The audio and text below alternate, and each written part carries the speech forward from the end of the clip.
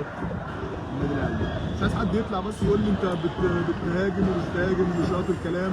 لا، هو مش شرط اللي هم بيعملوه، يعني مش شرط اللي هم بيعملوه، مش اللي انا بطلع اهاجم او بكسر مقاديف حد يعني. انت عندك ناديك عنده ماتش مهم جدا في الدوري امام خصم ورابع الدوري، الخصم عنده نتائج كويسه جدا في بطوله الدوري، شفناها بيكسب بيراميدز المنافس بتاعك 4. فانت كان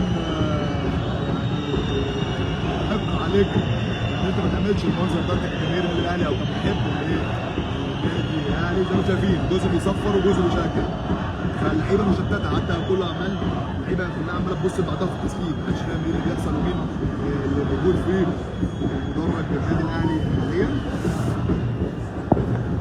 انا سايبكم مع الاصوات بتاعت الجمهور. يعني رابطه الاهلي فاميلي لا تتعدى بالظبط ال 3000 شخص، اما جمهور النادي الاهلي العادي فهو المسيطر بشكل كبير جدا على الجمهور او المدرجات في الثالثه شمال. او يعني ناس بتغني اغنيه وناس بتغني اغنيه ثانيه، يعني موقف عبثي.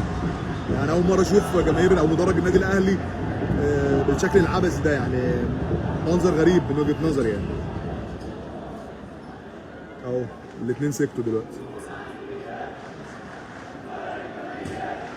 جمهور النادي الاهلي العادي بيهتف الجمهور الاهلي كبير الكوره للجماهير وسط صمت من رابطه الاهلي فاميلي. طالما ما سمعتش طبله اعرف ان رابطه الاهلي فاميلي مش في الموضوع. يعني الصوت العادي اللي انت سامعه ده صوت الجمهور الاهلي العادي. بص، اول ما تسمع الترومبيطه او الطبله دي اعرف ان ده جمهور الاهلي فاميلي. يعني ربنا يستر، يعني بنتمنى ربنا يستر ان الموضوع ده ما ياثرش على اللعيبه في ماتش مهم زي ده النهارده. يعني كنا محتاجين ان احنا نبقى كلنا في دار النادي النهارده بشكل كبير زي ما انتم شايفين. تاني غور بقى يا عم، خلي عندك دم، اكيد سامعين يعني.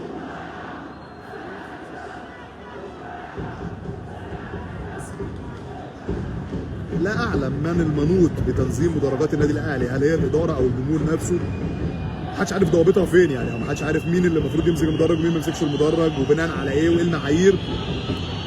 فمحدش برضه يلقي اللوم بشكل كبير على مجلس الاداره، ان مجلس الاداره ما يعرفش ايه الضوابط اللي الجمهور يبقى متواجد في المدرجات.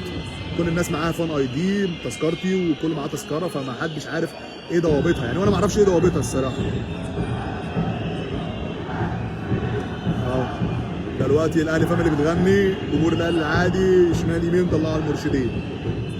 اعتقد ان الشد والجذب ده هيفضل لحد ما الماتش يخلص. يعني اتمنى ان اللي بيحصل ده ما ياثرش على لعيبه النادي الاهلي. هيبقى يعني حاجه كارثيه في نهايه موسم، وانت عارف ان الدوري ده هيكون جه بصعوبه بشكل كبير جدا وسط منافسه وسط مؤامرات بتحاك ليك من خارج الكوره، وانت بتعمل المنظر ده النهارده في المدرجات. فما اعتقدش ان المنظر ده يليق بجماهير النادي الاهلي ومدرج النادي الاهلي بشكل كبير. اتمنى اللي بيحصل ده ما يكونش مؤثر على لعيبه النادي الاهلي في مباراه البنك الاهلي النهارده.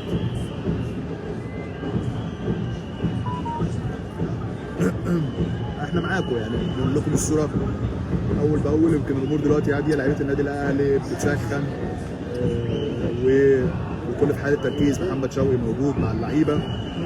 طبعا كابتن عماد النحاس ما بينزلش في اثناء التسخين، بيكون موجود في غرف الملابس يعني.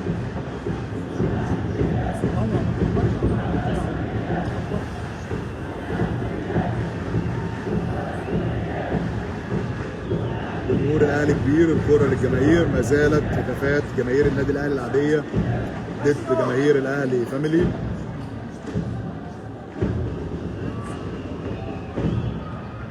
المشكله ان جماهير الاهلي فاميلي او الرابطه يعني عددها مش كبير، لذلك جمهور الاهلي العادي هو اللي مسيطر على المدرج. يعني هم اعتقد ان هم 2000 شخص بس رابطه الاهلي فاميلي، ومقارنه بجمهور الاهلي العادي فجمهور الاهلي العادي هو واخد المدرج كله. انا ثواني هجيب لكم شكل المدرج في الوقت الحالي. ده شكل المدرج اهو في الوقت الحالي. دول رابطه الاهلي فاميلي اهم، كام نفر دول اهم اللي هم زي ما انتم شايفين في الصوره. ودول جماهير الاهلي العاديه، دول جماهير الاهلي العاديه، وده جماهير الاهلي فاميلي. جماهير الاهلي فاميلي الصوره مش واضح عشان جماهير النادي الاهلي العاديه مش بتشجع معاهم. تمام، دي الصوره حاليا داخل استاد القاهره. وادي، لعيبه النادي الاهلي بتسخن، اشرف بن شرقي، ياسر ابراهيم، محمد هاني بعد الاصابه عوده، جراديشار، امام عاشور، اللعيبه كلها مركزه في عمليات التسخين زي ما انتم شايفين اهو. محمد الشناوي وميشيل يانكو اهو. جماهير الاهلي العاديه بتغني الثالثه شمال، و الاهلي فاميلي مش بتشجع، بص بتشوشر عليهم بس. بص جماهير الاهلي فاميلي بتشوشر على جماهير الاهلي العاديه بتغني الثالثه شمال. منظر عبثي يعني، منظر عبثي لمدرجات النادي الاهلي.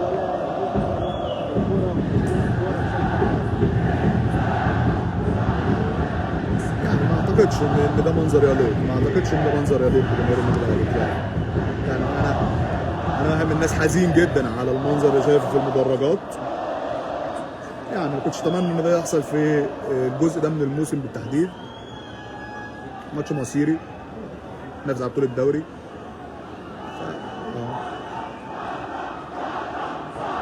بره لا بره، بيقولوا لهم بره يعني جماهير الاهلي العاديه بتدروا الاهلي فاميلي. برضه ما زالت رابطه الاهلي فاميلي مصممه تمسك المدرج. اعتقد ان الامر محتاج تدخل العقلاء في مدرجات النادي الاهلي.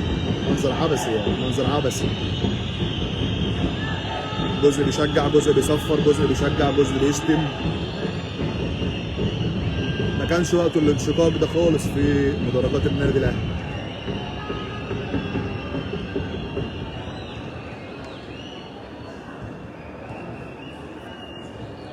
الامور دلوقتي هاديه، يعني الامور دلوقتي هاديه، مفيش اي حاجه. احنا بنقول لكم بس كل حاجه اول باول عشان محدش بس يضحك عليكم او حد يقول لكم او ينزل حاجات عكس الواقع. في انشقاق في مدرجات النادي الاهلي، في انشقاق، تصرف غلط، تشتت واضح. ما كناش نتمنى ان ده يحصل في الوقت ده بالتحديد من الموسم. عندك ماتش مهم جدا بنك الاهلي، انا شايف ان كابتن طارق مصطفى نازل بالتوائل بتاعته كلهم في التشكيل. الراجل عنده امل في المربع الذهبي وعايز يكسب النهارده. حقه.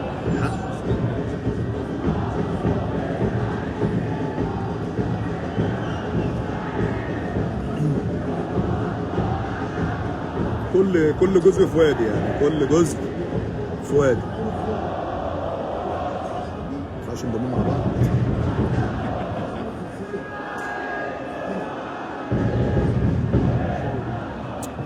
بطلت هزة في البتاع. شيل ايدك دي.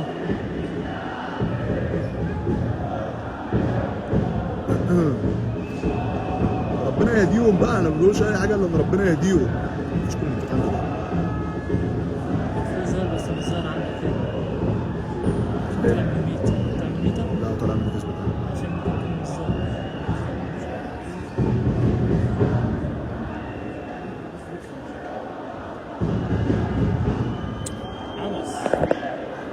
اسف. هيفرق ولا 11 دقيقة كويس؟ ايه؟ بس مش هنقول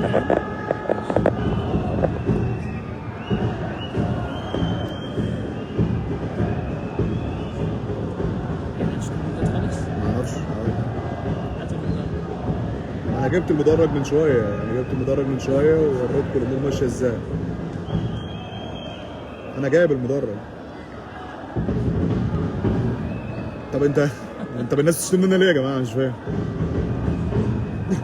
طب انا بتشتم ليه؟ انا مالي وانا الجمهور؟ قال لك ايه؟ مش فاهم. عندي بعض العاليات هنا في البيج غريبه بجد والله. يا عم انا مالي بتشتم ليه؟ وانا اللي عملت لهم يعملوا الشقه؟ حاجه غريبه والله. يعني انا ممكن اكون اهلاوي اكتر منك يا اللي كاتب الكومنت اصلا، بس انا مش عايز ابين لك يعني.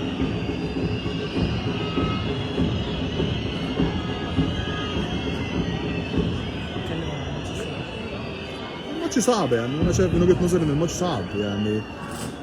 انا برضو شايف، مش عايز برضو اتكلم في الناحيه الفنيه شويه عشان الناس بتقول لك انت بتهاجم، بس انا شايف ان كابتن عماد النحاس النهارده متحفظ بشكل كبير جدا. بيلعب ب 2-6 مروان عطيه واكرم توفيق. حقه النادي البنك الاهلي عامل سيزون قوي جدا، رابع الدوري، بيكسب بيراميدز، بيكسب كل منافسينك. انت لازم تكون عامل حسابه بنسبه كبيره النهارده. واتمنى ارجع واقول اتمنى ان اللي بيحصل في المدرجات ما ياثرش على اداء النادي الاهلي النهارده. ده الحته الوحيده اللي انا متخوف منها بشكل كبير يعني.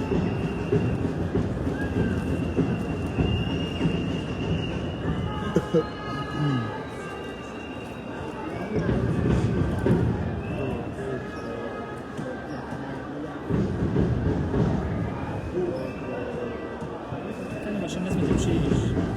بتكلم والله، اقول ايه تاني طيب؟ لا مش هجيب المدرب، انا حر مش هجيب المدرب. اشتمك ليه؟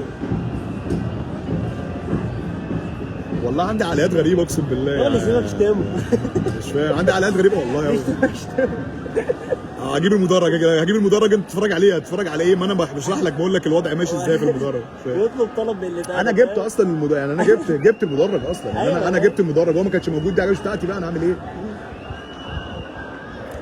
يعني انا بنقل لك الصوره، بقول لك ان فين شاف مدرج الاهلي، رابطه الاهلي فاميلي اقتحمت المدرج، عايزين يمسكوا المدرج، جماهير الاهلي العاديه مش موافقه، ناس بتشجع وناس بتشتم وناس بتصفر وناس بتغني، يعني كده فاهمين ده الوضع يعني انا لو جبت لك المدرج انت مش تفهم اصلا مين دول ومين دول، فانا بشرح لك اهو يعني.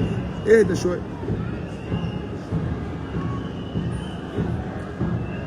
هو فاضل قد ايه على الماتش؟ نص ساعه؟ فاضل نص ساعه على الماتش اهو. ناس بتهتف في الدوري يا اهلي وناس بتغني صالح سليم مش عارف ايه. شد وجذب ما زال موجود في مدرجات النادي الاهلي يا جماعه، شد وجذب موجود، ما زال موجود في مدرجات النادي الاهلي.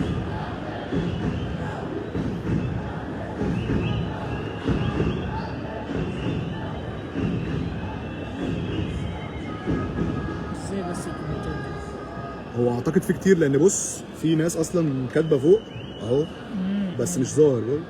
ايوه يا جماعه حاضر، ادي المدرج اهو، حاضر عشان بس الناس اللي بتطلب بادب واحترام، ادي المدرج اهو يا جماعه، ادي المدرج اهو، ادي المدرج، دول اهلي فاميلي اهم اهو. حاضر اديني عداله الكاميرا على المدرج، دول الاهلي فاميلي اهم اللي مزوم عليهم دول اهم، اعتقد شايفينهم اللي ماسكين الطبل، اللي هم على اليمين اللي ماسكين الطبل والترومبيته والحاجات دي، وده جمهور النادي الاهلي العادي اهو، ده جمهور النادي الاهلي العادي اللي رافض وجود اهلي فاميلي. دول اهلي فاميلي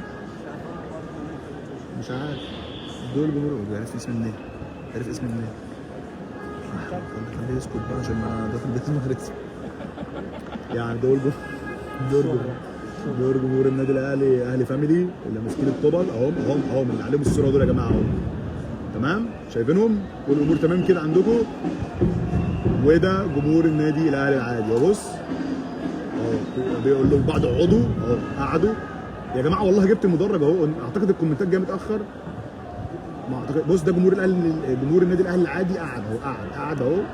شكل الكومنتات كانت جمهور اعتقد الكومنتات متاخره. وادي جمهور النادي الاهلي الفاميلي هو اللي بيشجع، وجمهور الاهلي العادي قاعد ساب المدرج وقعد. تمام؟ كده فهمتوا الموقف ماشي ازاي؟ كده فهمتوا الموقف ماشي ازاي في مدرجات النادي الاهلي؟ يعني ايه يعني فاميلي؟ يعني دي الرابطه اللي المفروض منوطه بالتواجد في مدرجات النادي الاهلي. فده جمهور النادي الاهلي العادي رافضها، وهم بص قاعدين بيغنوا مع نفسهم اهم، ال1000 ولا ال2000 بتوعهم. وادي جمهور النادي الاهلي قالوا لبعض اقعدوا مش عارف ايه وبتاع. تمام؟ ده الوضع على الحال. لعيبه النادي الاهلي زي ما انتم شايفين اهو، امام عاشور بيسخن واللعيبه والدنيا اهو. ده لعيبه النادي الاهلي بتسخن اهو زي ما انتم شايفين. الناس كلها في تركيز، لان الماتش اصلا صعب يا جماعه، الماتش صعب. وطارق مصطفى مدرب كبير، والنادي الاهلي البنك الاهلي نادي كبير. تمام؟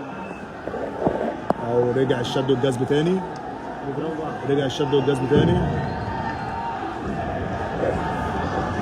طلعوا اهلي فاميلي، طلعوهم.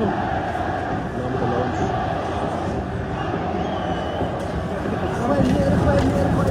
انا يا واد فين؟ بيقول له ده مكان يلا هات الكرسي. يلا علي يلا علي بقى هو يومك دلوقتي. مزنوق ان احنا هنجيب كرسي الواد في وسطنا. ها؟ ايه كرسي الواد في وسطنا مزنوق. ماليش فيه بقى. اللايف كبر يا عم عندي يا عم. ماليش انا. اقلب عليك شويه اقلب عليك شويه. في توحد في الصفوف دلوقتي الحمد لله. خلاص يعني جمهور الاهلي اقتنع، جمهور الاهلي العادي اقتنع ان الاهلي فاميلي يمسك المدرج، ففي يعني في تعاون دلوقتي، وربنا يستر بس دايما على خير لحد هم مشوا كده. بعيد عنهم خالص اهو. ما مشوش يا عم، قاعدين اهم. في شويه مشوا في الشمال اهو. مشوا في شويه في شويه مشيت هناك اهو. هناك يعني في شويه مشيت هناك اهم، وادي الاهلي فاميلي اهو. سيبك من اللعيبه دلوقتي. حاضر. علي معلول موجود يا جماعه على دكه البدلاء، علي معلول كويس وموجود على دكه البدلاء. اللي بيحصل قدامكم على الهوا اهو، على المشاع اهو. ادي جمهور رابطه الاهلي فاميلي اهي، وادي جمهور الاهلي العادي اهو. تمام. دايما ميزوا كده، رابطه الاهلي فاميلي اللي معاها الطبل والترومبيته، جمهور الاهلي العادي اللي هو ده اهو العادي. تمام. ده المشهد دلوقتي زي ما انتم شايفين.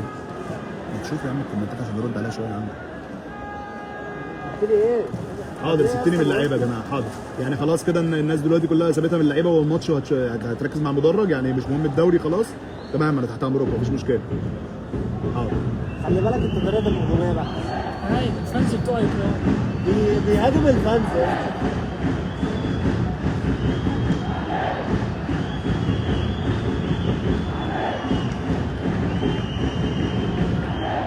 بالظبط كده يا عم محمد. الماتش اهم من الخلافات، احنا عايزين نكسب الدوري. ازاي يعني يسيبني من الماتش واللعيبه؟ ازاي يعني اسيبني من الماتش واللعيبه واحنا هنشتغل بقى ولا نهزر بقى في الشغل الهال ده بقى؟ وربنا لو شربت لاضربك. حلفت بربنا ارتاح حتى المشرب انا. انت عم ما عندكش دم يا جدعان يعني احنا بقى نقعد نهزر بقى يا جدعان في الشغل يعني يا جدعان، ولا مش فاهم حاجه؟ يعني انا افضل نهزر بجد والله في الشغل؟ يعني اقوم امشي يعني والله العظيم اقعد في حته ثانيه؟ انا ما بحبش كده والله.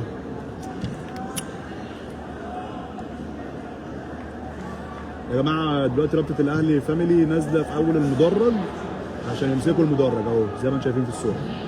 تمام؟ اهو. وجمهور الاهلي العادي بيقول لهم بره. شكلهم هيمسكوا في بعض.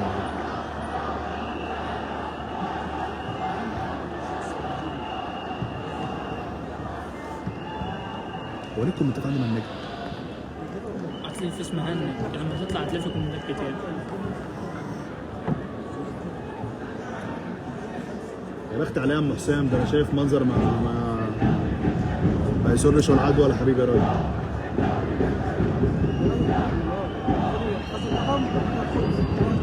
انا ما اعرفش مين خد مين يا جماعه من المدرجات، الله يبارك لكم. انا ماليش علاقه بالحاجات دي، ما اعرفش.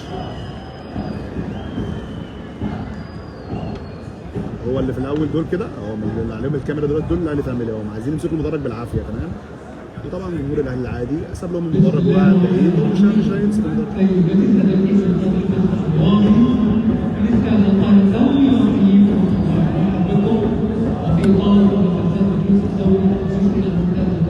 هنتابعكم بقى باذن الله بعد الماتش واثناء الماتش، ولو في اي جديد هتلاقيني بنزل فيديوهات على الباب. يعني يا جماعه خلاص دقايق والماتش يبدا، فباذن الله لو في اي جديد هتلاقيني بنزل لكم فيديوهات هنا على البيج بكل اللي بيحصل. هنضطر نقفل دلوقتي عشان الناس بقى تتابع الماتش وكده، وباذن الله هنتابعكم بقى في اثناء الماتش وبعد الماتش وبنشتري كل وقت. وباذن الله بنتمنى ان النادي الاهلي يكون النهارده كسب الدوري بشكل كبير، وان الامور اللي في المدرجات دي ما تاثرش. شكرا للمشاهده.